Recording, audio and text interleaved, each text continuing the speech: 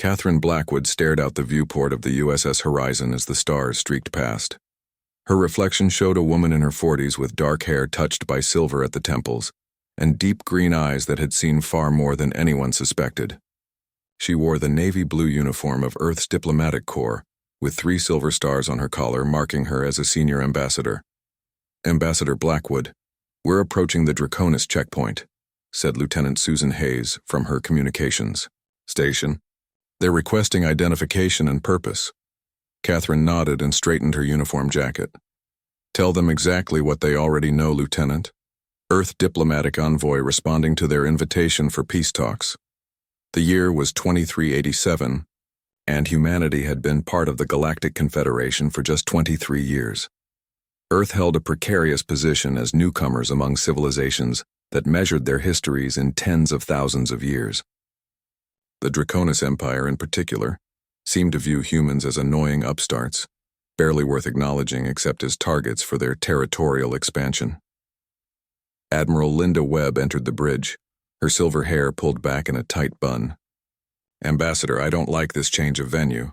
The meeting was supposed to be at Confederation headquarters on Centauri Prime. Now they want us in disputed territory?" Catherine's lips formed a thin line. "Your concern is noted, Admiral, but refusing would prove their point that humans aren't ready for galactic politics." What Catherine didn't say was that she preferred the isolated location. If things went wrong, there would be fewer witnesses to what she might need to do. Agent Paul Miller stood quietly by the door, watching Catherine with sharp eyes. As her security detail for 3 years, he had noticed things. Small things. The way plants seemed to lean toward her as she passed. How cuts and bruises disappeared overnight. The strange herbs she collected on every planet they visited. The ancient books in languages no translator could identify. "Agent Miller," Catherine called without turning around. "Walk with me to my quarters. We need to discuss security arrangements." As they walked through the curved corridors of the ship, Paul kept his voice low. "You're preparing for trouble." It wasn't a question. Catherine appreciated that about him. "The Draconis don't invite diplomats to remote locations to discuss peace," she said simply. "They want something." In her quarters, Catherine locked the door and activated the privacy field. Her room looked standard except for the small wooden box on her desk and the potted plants that seemed unusually vibrant for ship-grown specimens. "Need you to carry something for me," she said, opening a drawer and removing a small cloth bag. "If I'm separated from the delegation, open this." Paul took the bag cautiously. "What is it?" "Insurance." Catherine's eyes seemed to change for a moment, becoming deeper, older. "Just dried herbs for the most part." Paul weighed the bag in his hand. "For the most part?" Catherine smiled, and for a brief moment, Paul felt a chill. "The rest is just a bit of bone and some special soil." "Don't look so worried, Paul. It's not dangerous unless it needs to be." On the other side of the ship, Ambassador Zixvan of the Draconis waited in the communication chamber. His scaled skin shimmered with iridescent blues and greens in the light, and the crest on his head expanded slightly in irritation. "The human ambassador approaches," he said to the holographic projection of General Krax. "Our sensors detect the usual human technologies, nothing unusual. However—" "What?" demanded the general, his larger crest flaring. "There is an energy signature we cannot identify. Very faint, possibly some new Earth technology." General Krax's eyes narrowed to slits. Or a weapon. The humans advanced too quickly, first joining the Confederation after merely achieving faster-than-light travel, then establishing colonies on 17 worlds in 2 decades. They must have help or resources we don't know about. "The trap is set on Thorax 4? "Everything is prepared," Krax confirmed. "The dampening field will neutralize their technologies. We will learn what advantage they've been hiding." When Catherine entered the communication chamber, Zixvan's crest flattened in a gesture of diplomatic greeting. "Ambassador Blackwood, an honor to prepare for our discussions." Catherine offered the traditional Draconis greeting, placing her right hand over her heart. "The honor is shared, Ambassador Zixvan, though I admit surprise at the change of location. A regrettable necessity." the Draconis diplomat said smoothly. Centauri Prime is experiencing unexpected solar activity that would disrupt our more sensitive communications equipment. A lie, Catherine knew immediately. After centuries walking Earth and decades more traveling among the stars, she had learned to sense deception in any species. She simply nodded. Of course. The USS Horizon will reach Torax 4 in 14 hours. I look forward to productive discussions. Later, as Catherine prepared for sleep, she opened the ancient wooden box on her desk. Inside lay items that would seem strange to most. A small pestle and mortar no bigger than her palm, 3 human teeth yellowed with age, a vial of water from a specific spring in the forests of what was once Russia, and a handful of soil from beneath an old oak tree. "It has been some time since I needed you," she whispered to the objects. The mortar seemed to gleam in response. Catherine had walked Earth since before humans recorded their history. She had been called many names: Baba Yaga, the Forest Witch, the Bone Mother. She had watched humanity grow, sometimes guiding, sometimes hiding, always protecting in her own harsh way. When humans reached for the stars, she went with them, watching over her children as they encountered the wider galaxy. And now someone threatened them. Admiral Webb knocked on her door early the next morning. "Ambassador, we've received the diplomatic protocols from the Draconis. They're requesting our delegation be limited to 5 people. Catherine nodded. "Acceptable. Myself, you, Agent Miller, Lieutenant Hayes for communications, and Commander Roberts for tactical assessment." "That's unusually specific," Webb noted with suspicion, "almost as if they've studied our crew complement." "Of course they have," Catherine replied. "Just as we've studied theirs. This is diplomacy, Admiral. Everyone spies on everyone." As the USS Horizon approached Torax 4, Catherine stood alone in her quarters. She opened a small pouch and sprinkled herbs into her palm. Closing her eyes, she whispered words in a language that predated written history, then blew the herbs into the air where they dissolved into nothing. "Show me," she commanded. For an instant, her vision shifted, soaring across space to the barren moon. She saw the Draconis ships hidden behind the far side of the moon. She saw the dampening field generators buried beneath the meeting location. She saw General Krax reviewing plans to capture the human delegation. Catherine opened her eyes and smiled. Her teeth seemed just slightly sharper than before. "So that's how it will be," she murmured. She reached for her communicator. "Agent Miller, please join me in my quarters. We need to make some adjustments to our security preparations." As Paul entered minutes later, he noticed the plants in Catherine's room had grown visibly overnight, their vines stretching toward her as if seeking her touch. "Is everything all right, Ambassador?" he asked. Catherine's eyes glinted with something ancient and powerful. "Not yet, Paul, but it will be." The diplomatic shuttle descended toward the barren surface of Torax 4. Catherine watched through the viewport as the dusty, gray landscape grew larger. The moon had no atmosphere to speak of, just a thin layer of gases unsuitable for breathing. The only structure visible was the diplomatic compound, a series of interconnected domes that glowed faintly against the desolate terrain. Agent Paul Miller checked his sidearm one final time before securing it in its holster. Standard diplomatic protocols prohibited visible weapons, but Catherine had quietly suggested he keep it accessible. He felt the small cloth bag she had given him, now tucked into an inner pocket of his uniform. "Final approach," announced Captain Olivia Martinez from the pilot's seat. "Draconis Control is guiding us in." Admiral Webb frowned at the scanner. "There's significant interference with our long-range communications. We're losing contact with the Horizon." "As expected," Catherine said quietly, her voice calm. She straightened her formal diplomatic jacket and checked that her silver pendant, a small mortar and pestle, was hidden beneath her collar. The shuttle landed with a gentle bump on the designated pad. Through the viewport, they could see a Draconis delegation waiting, their tall, scaled forms standing perfectly still in the moon's low gravity. Commander Eric Roberts, the tactical officer, adjusted the portable airfield generator on his belt. The compound should have normal atmosphere and Earth-standard gravity, but keep your emergency breathers handy. As the delegation exited the shuttle, Catherine took a deep breath of the artificial air. It smelled wrong, not dangerous, but altered. Somehow, she sensed the dampening field already working, subtly interfering with their equipment and, if the Draconis knew what they were doing, certain neural pathways. Most humans wouldn't notice, but Catherine was not most humans. General Crack stepped forward, his emerald scales catching the artificial light. Unlike Ambassador Zix Van, he made no attempt to flatten his crest in greeting. It remained high, a sign of dominance in Draconis culture.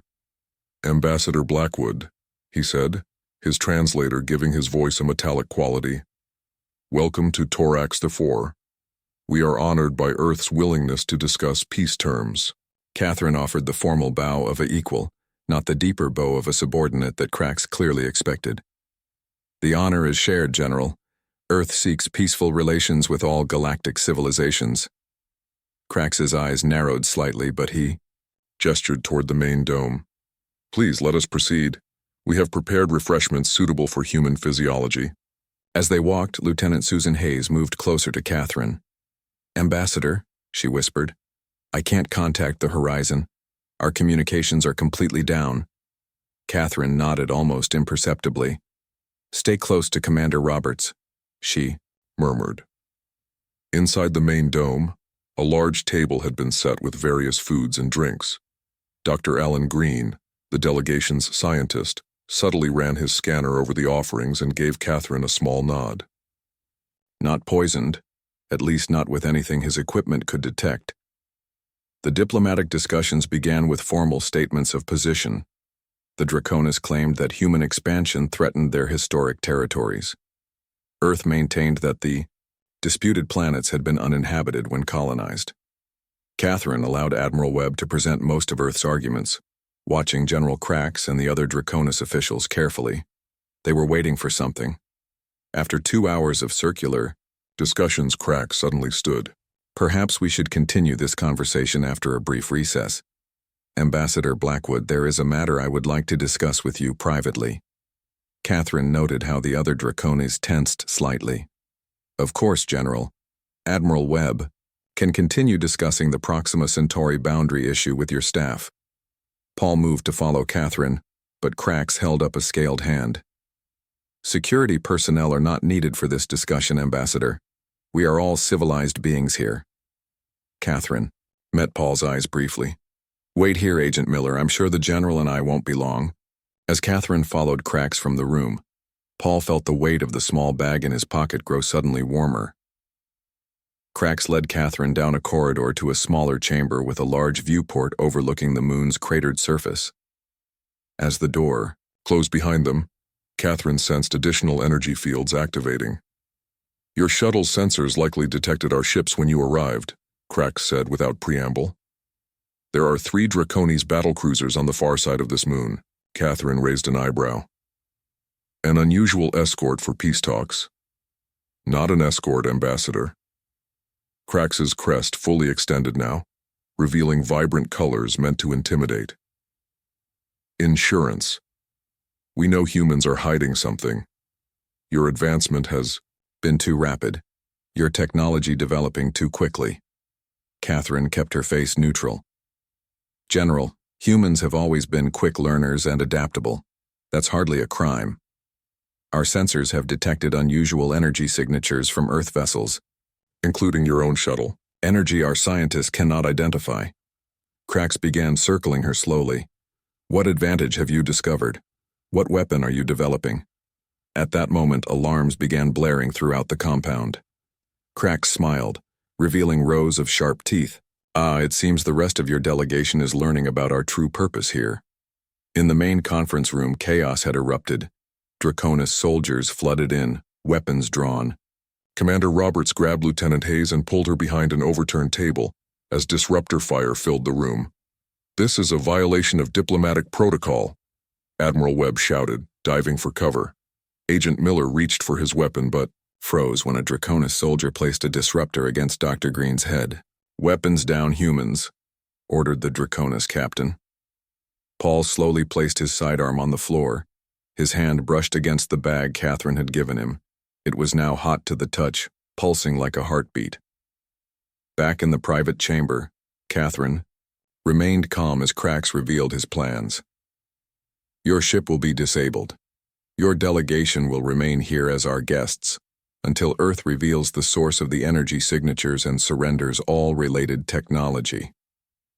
And if Earth refuses? Catherine asked. Then we will extract the information from you and your team by less pleasant means. Krax pressed a button on his wrist device. Your communications are blocked. Your weapons will not function within our dampening field. You are alone, Ambassador. Catherine smiled then, a smile that should have warned Krax that something was very wrong. No, General, you are the one who is alone. She reached up and pulled out the small silver pendant from beneath her collar. The tiny mortar and pestle gleamed in the artificial light. What is that? Krax demanded, suddenly wary. Insurance, Catherine said, echoing his earlier word. From long before humans traveled the stars. In the conference room, Paul Miller finally pulled out the cloth bag. It was now glowing faintly through the fabric. The Draconis soldiers were separating the humans, forcing Admiral Webb and Dr. Green toward one exit while Commander Roberts and Lieutenant Hayes were being pushed toward another. Paul untied the bag with shaking fingers and looked inside. The contents, herbs, soil, and what looked like small bone fragments, were emitting a soft green light. As he watched, the items began to move on their own, arranging themselves into a pattern he couldn't understand, but somehow recognized deep in his DNA, in the ancient human memory all Earth children carried. Back in the private chamber, Catherine's eyes had begun to change.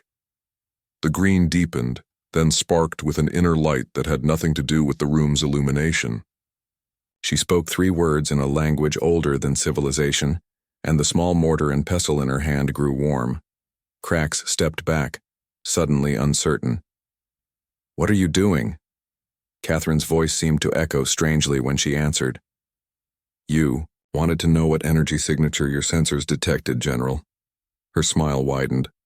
You're about to find out. The walls of the chamber seemed to bend inward as Catherine spoke another word in that ancient language. The temperature dropped suddenly, frost forming on the viewport behind General Krax. The small mortar and pestle in Catherine's hand began to grow, expanding until it was the size of a bowl. What are you? Krax demanded, his hand reaching for his weapon. Catherine's voice changed, becoming deeper and layered, as if multiple voices spoke through her. I am the one who walked the dark forests when your ancestors were still swimming. In primordial seas, General. I am the one humans whispered about around their fires on cold nights. Her face began to change subtly. Her cheekbones became more pronounced, her nose slightly hooked, her eyes deeper set and glowing with an eerie green light. Her silver-streaked hair moved as if in a breeze, though the air in the room was still. I am Baba Yaga, she said simply. Krax fired his disruptor. The energy beam struck Catherine directly in the chest and disappeared into the pendant she held. The mortar absorbed the energy, growing larger with each shot as Krax fired again and again in panic. In the main conference room, Paul Miller watched in amazement as the contents of the bag floated upward, hovering in the air before him. The Draconis soldiers backed away, their weapons trained on the glowing objects. What human technology is this? Demanded the Draconis captain. Not technology, Paul said, understanding flowing through him somehow. Magic. Very old magic. The herbs, soil, and bone fragments suddenly scattered, flying to different corners of the room. The herbs attached themselves to the walls, growing rapidly into twisted vines that began crawling across the ceiling. The soil spilled onto the floor, spreading outward in a perfect circle. The bone fragments hovered in the air, spinning faster and faster until they blurred into a ring of white light. Commander Eric Roberts used the distraction to grab Lieutenant Hayes and pull her behind a pillar. What's happening? She whispered. I think the ambassador just activated her backup plan, Eric replied, watching as the Draconis soldiers fired at the growing vines, their disruptor beams having no effect. Dr. Alan Green stared open-mouthed as the plants continued to grow, now forming a thick barrier between the humans and their captors. "Those are Earth species," he said in wonder. "Oak, ash, and thorn, trees from old European forests." Admiral Webb took advantage of the confusion to retrieve Paul's discarded weapon. "Whatever's happening, we need to get back to the shuttle." The bone circle suddenly expanded outward, passing through everything in its path, walls, furniture, even people, without causing physical damage. As it passed through each human, they felt a surge of energy and a strange connection to something ancient and powerful. As it passed through the Draconis, they froze in place, unable to move or speak. "Now," Admiral Webb ordered.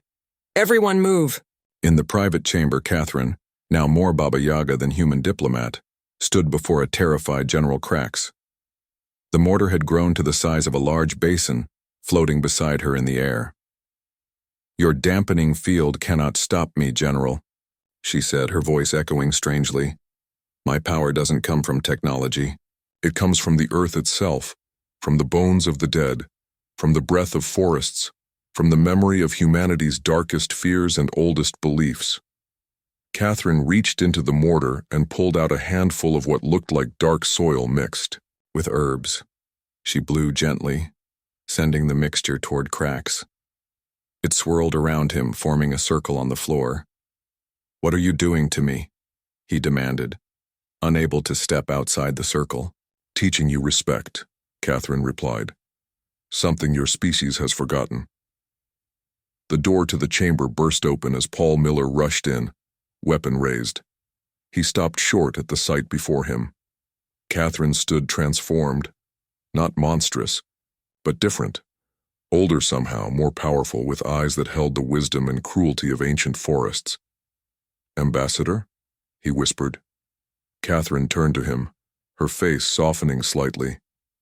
"Just Catherine will do, Paul. Or Baba Yaga, if you prefer." "Formality." Paul lowered his weapon slowly. "The others are heading for the shuttle. The Draconis soldiers are frozen.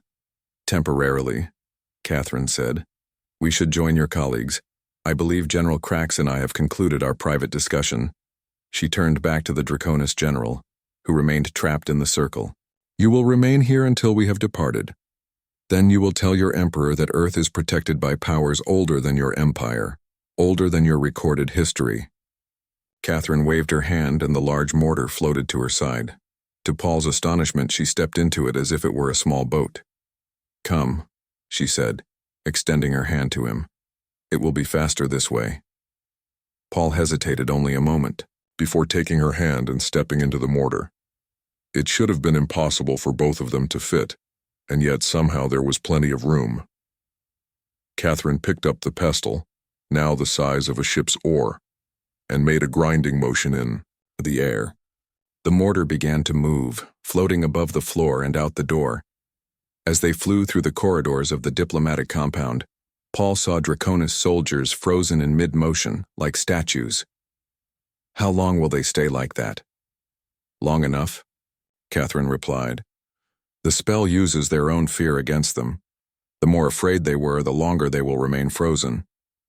They reached the main airlock just as Admiral Webb, Commander Roberts, Lieutenant Hayes, and Dr. Green arrived from another corridor. Dr. Green's eyes widened at the sight of Catherine floating in the giant mortar. "Ambassador Blackwood?"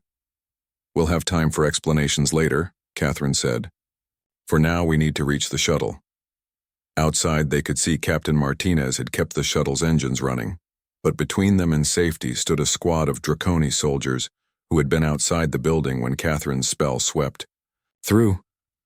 "New problem," Admiral Webb said grimly, checking the charge on the weapon she'd taken. "We're outgunned." Catherine smiled, and Paul felt a shiver run down his spine at the sight. It was not a kind smile. "No, Admiral," she said. "They are outgunned." She reached into a pocket of her diplomatic uniform and pulled out a handful of small objects. Teeth, Paul realized with a shock. Human teeth, yellowed with age. Catherine whispered to them and then threw them onto the moon's surface. For a moment, nothing happened. Then the ground began to shake. The teeth sank into the dusty surface, and then something pushed upward from below. Bony hands broke through the ground, followed by skeletal arms and finally complete skeletons that pulled themselves up to stand on the moon's surface. They were human-like but not human, with elongated limbs and too many joints. The Draconis soldiers opened fire, but their disruptor beams passed harmlessly through the bone creatures.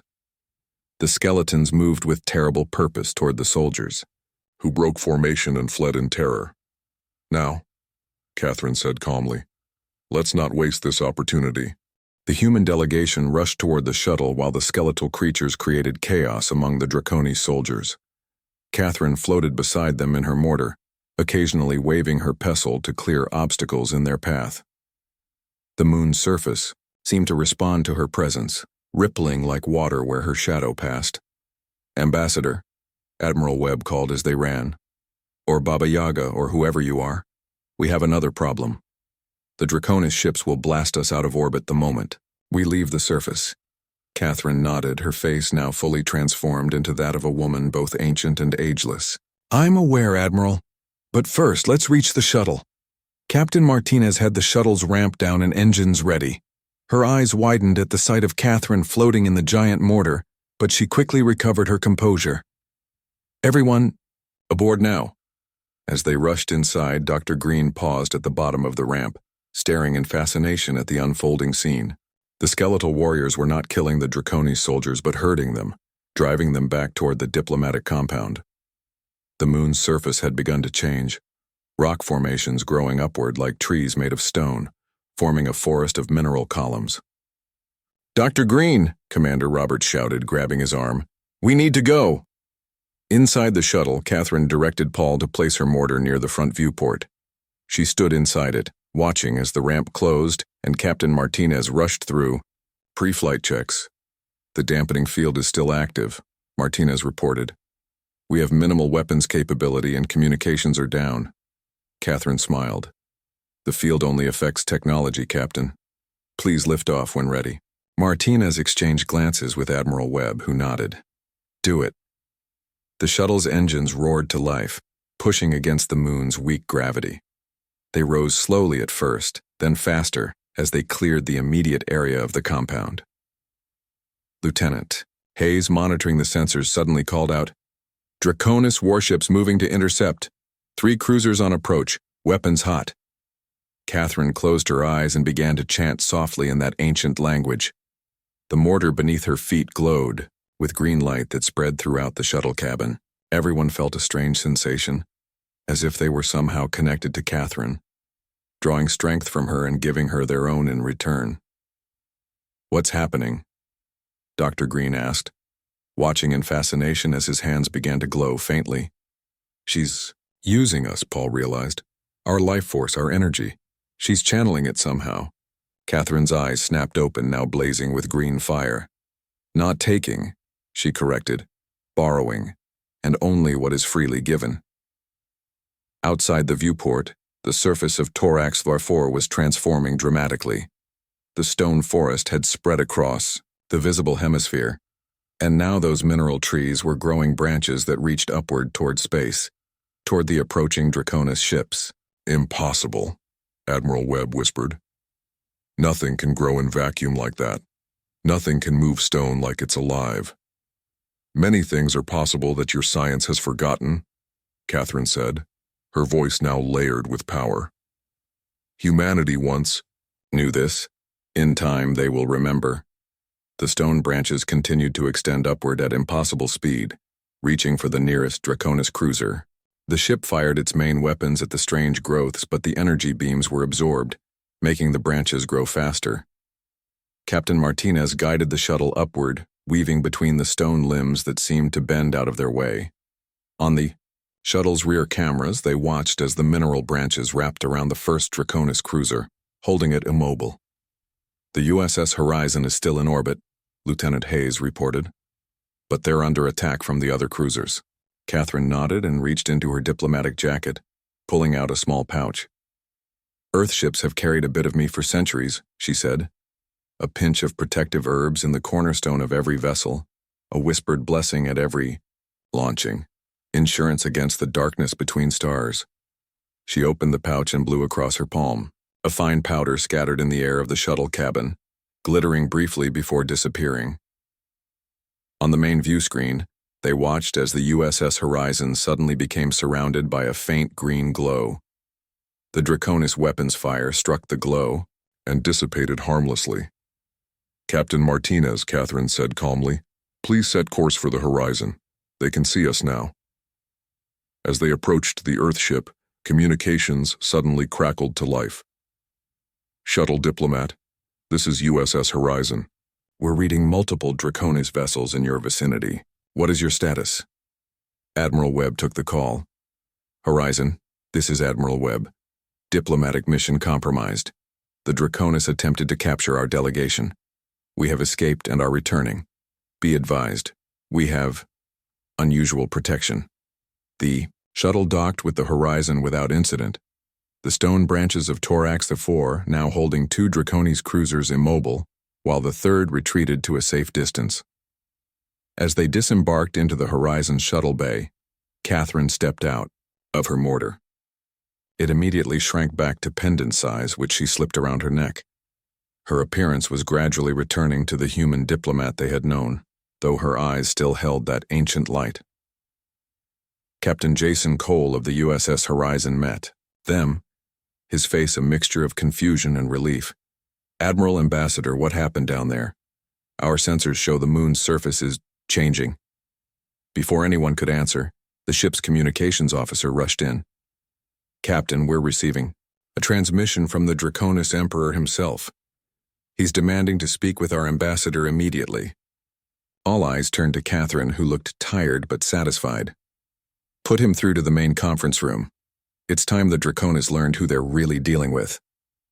In the conference room, the large view screen activated to show an elderly Draconis with elaborate crest markings denoting his imperial status. His eyes widened when he saw Catherine. "You," he said, his voice barely a whisper. "It cannot be." Catherine stepped forward. "You recognize me, Emperor Zaxivor?" The ancient texts speak of one who walked between worlds before the stars were named, the Emperor said. "One who came to our ancestral world when we were still building our first cities. One who taught us respect for the natural orders and warned us against expansion without wisdom." His crest flattened completely in the Draconis gesture of ultimate respect. "We called you Kajekna, the Forest Walker." Catherine inclined her head. "I have been known by many names on many worlds, and now I represent humanity as they join the stars." The Emperor's eyes narrowed. "Why did you not reveal yourself?" "Because humanity must make its own way," Catherine replied. "I merely ensure they have the chance to do so. Now shall we discuss peace terms for real this time? Or shall I allow the moon to continue its transformation?" On the view screen behind the Emperor, they could see images of the stone forest of Torax IV continuing to grow, now covering the entire moon and reaching ever outward into space. 3 days later, Catherine Blackwood stood in the grand hall of the Galactic Confederation headquarters on Centauri Prime. Her appearance had returned to that of the human diplomat, though something about her eyes remained changed. Deeper, older, with occasional flashes of green when she was moved by strong emotion. Representatives from 27 species filled the chamber, their attention fixed on Catherine. News of what happened at Torax IV had spread quickly through galactic channels. The stone forest still stood, holding 2 Draconis cruisers in its grip, a stark reminder of powers that science alone could not explain. Emperor Zaxivor, of the Draconis, stood opposite Catherine, his imperial robes shimmering in the light of the great crystal dome above. Behind him, General Krax kept his eyes downcast, his once proud crest now flattened permanently against his skull, a mark of disgrace among his people. United Earth President Carol Bennett approached the central platform, her face composed but her eyes occasionally darting to Catherine with a mixture of awe and concern. "This emergency session of the Confederation will now begin," announced Supreme Counselor Shithara, a tall, willowy being whose translucent skin revealed the flow of golden liquid that served as their blood. "We are here to address the incident. At Torax 4 and its implications for peace within our shared galaxy. President Bennett spoke first. The Draconis Empire violated every diplomatic protocol by attempting to capture our delegation. Earth demands reparations and formal guarantees that such actions will never be repeated. Emperor Zaxvor bowed his scaled head. The Draconis Empire acknowledges its error and accepts full responsibility for the actions taken by General Krax. We offer not only reparations but a permanent, non-aggression pact with Earth and its colonies. Murmurs spread through the assembled representatives. The Draconis were known for their pride and aggression. Such concessions were unprecedented. And what prompted this change of heart? Asked a representative of the Mergen Collective, their feline features expressing skepticism. All eyes turned to Catherine. She stepped forward calmly, her diplomatic uniform crisp and proper, the small mortar and pestle pendant visible at her throat. The Draconis Empire and Earth have reached an understanding, she said simply, one based on mutual respect and recognition of shared history that goes back far longer than most realize. Emperor Zaxvor nodded. Ambassador Blackwood is known in our oldest texts. Before we reached for the stars, when our world was young, she walked among us and taught us wisdom we later forgot. We will not make that mistake again.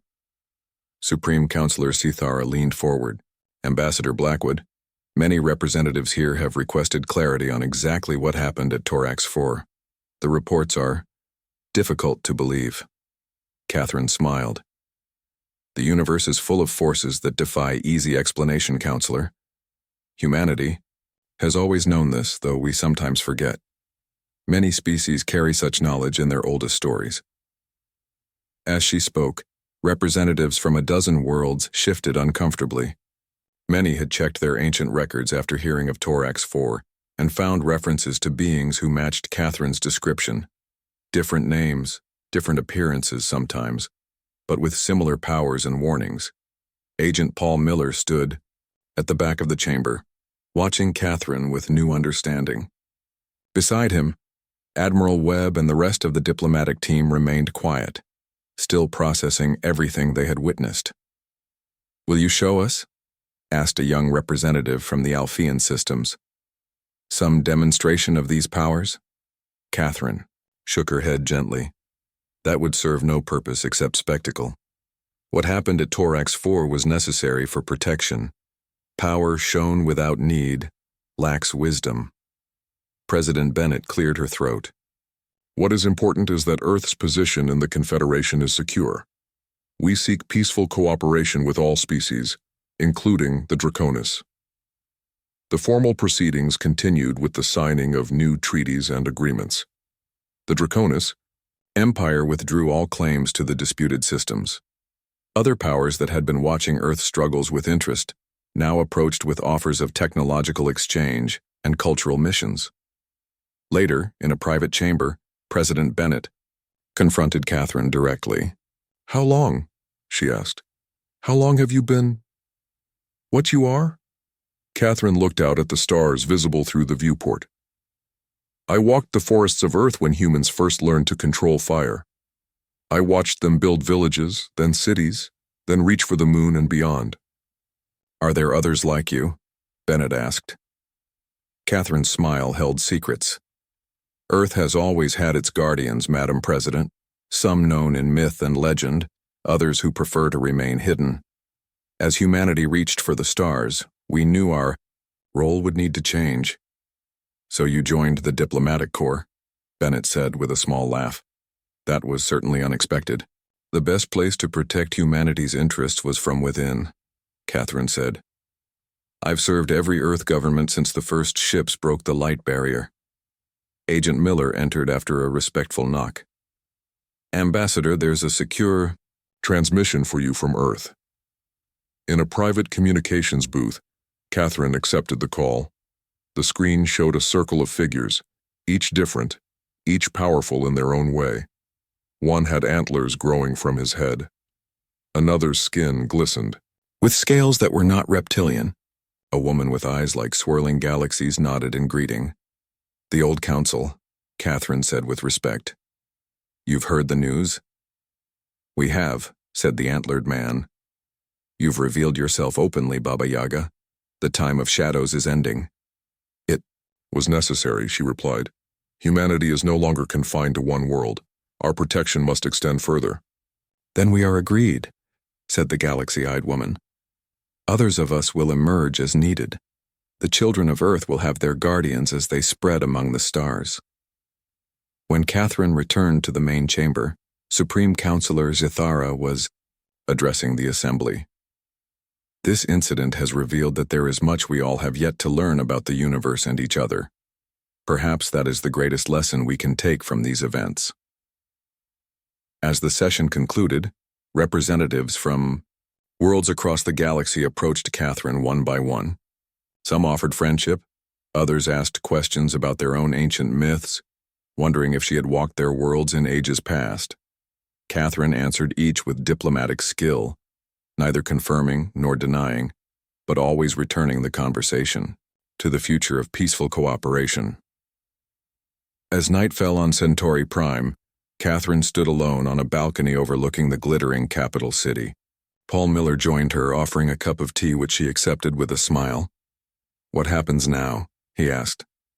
"Now humanity takes its place among the stars," Catherine replied, "with a bit more respect from its neighbors." "And you?" Paul asked.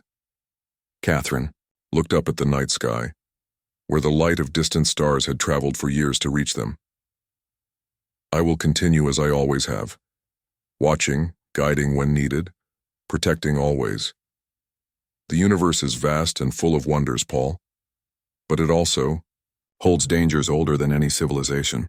She touched the mortar and pestle at her throat. "Humanity will need all its guardians in the days to come. Across the galaxy, on planets old and new, others like Catherine stirred from long slumber or shed their everyday disguises, ready to step forward when needed. The time of hiding was ending. As humanity reached for the stars, the beings of myth and legend who had always walked among them prepared to stand at their side in the light.